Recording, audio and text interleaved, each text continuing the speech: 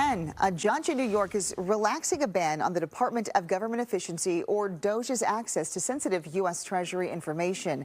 The judge ruling late last night one DOGE worker can access payment and data systems only if they complete the same training Treasury employees must pass before they're allowed to handle that private information. The DOGE employee will have access to payment records, systems, and other Treasury Department data.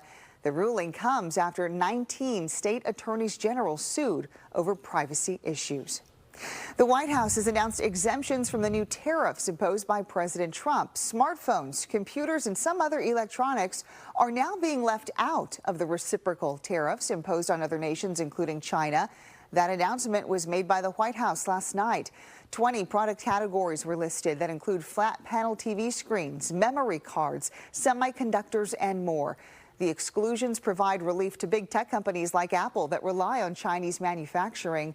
On Wednesday, the president announced a 90-day pause on reciprocal tariffs and instead dropped it down to a 10% tariff rate for all countries except China.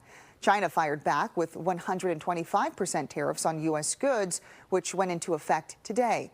Chinese President Xi Jinping called Trump's tariffs a joke and said they could result in self-isolation.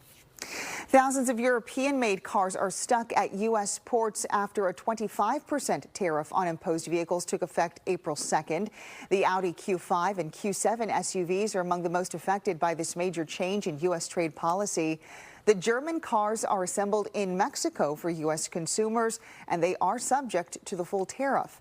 The Trump administration says tariffs are in place to incentivize domestic production, but the shift has caused uncertainty in the global auto market and is also causing delivery delays for American consumers.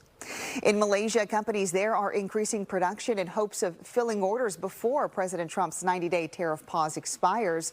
Furniture makers in southwestern Malaysia say its workers are pressed into overtime to assemble the products. Many companies say ultimately they will have to pass on those costs of increased tariffs to consumers.